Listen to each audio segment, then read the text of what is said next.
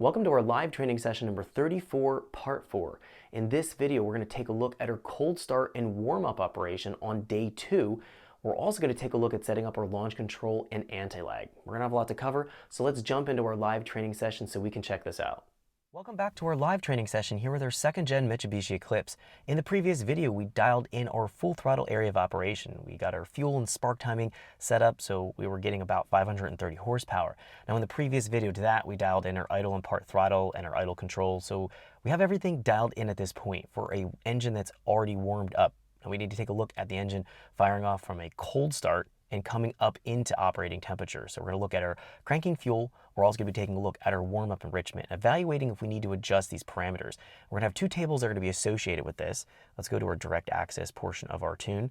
We're going to have our coolant temp adjustment table here. That's going to be based on our coolant temp versus a percentage that we're going to be adding on top of whatever we're calculating from our speed density table or from the mass airflow sensor reading. And we can find, once we get up here to the top of the table here, about 176 and higher, we'll zero it out. We don't need any more enrichment there as the engine is at operating temperature. So what we have tuned already in our previous video here, in our mass airflow table, or I should say the speed density table representing the air mass, we know that this was giving us combined fuel trims plus or minus 5%, showing that we have dialed everything in here and we're hitting the target air fuel that we're supposed to, so the air mass representation is correct. So now, when we fire it up, we're going to be able to pay attention to our combined fuel trim, or even when the engine fires off for the first maybe 30 seconds to a minute, it won't necessarily go right into closed loop. So we can evaluate the wideband as reading. If it's reading super rich or super lean, we can jump into this table here and make adjustments accordingly. So if we see our combined fuel trim is going and adding 10%, then we need to note what that coolant temperature is and jump into the table here and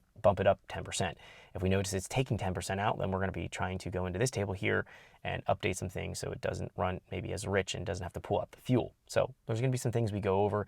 We're also going to be taking a look at our cranking fuel. We can see here in our cranking fuel, it's based on coolant temp, and it's going to be a percentage adjustment. So at the warmer temperatures here, we can see we have a much lower percentage adder in our cranking fuel compared to the colder temperatures.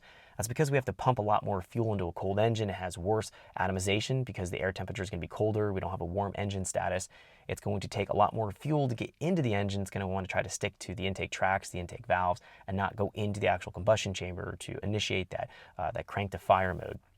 So we'll have to go in and add some additional fuel here. Now what we're going to do is log a couple parameters. We're going to go in and actually capture this, allowing the engine to crank and fire up. We're going to be logging our cranking fuel trim. Specifically, we need to adjust this. What we want to see is it has maybe 1 or 2 cranking revolutions before it actually fires off. If it takes more than that, then we might have to add some more fuel. If it takes you 8, 10, 20 cranks till it fires up, that definitely means that you have too high of a or too low a value here. You actually need to increase it and deliver more fuel.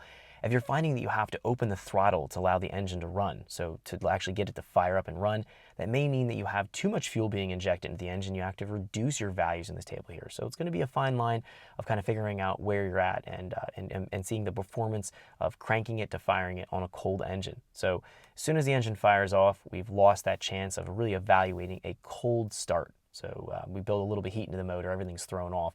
Really only get 1 chance of this a day. So to dial this in from a cold start, we're going to just essentially... Thanks for checking out our teaser clip. If you want to see the rest of this video and more than 500 hours of current EFI training we have to offer, make sure you click right here.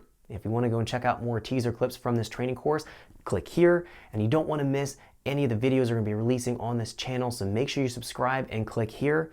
Thanks for watching, and I'll see you guys later.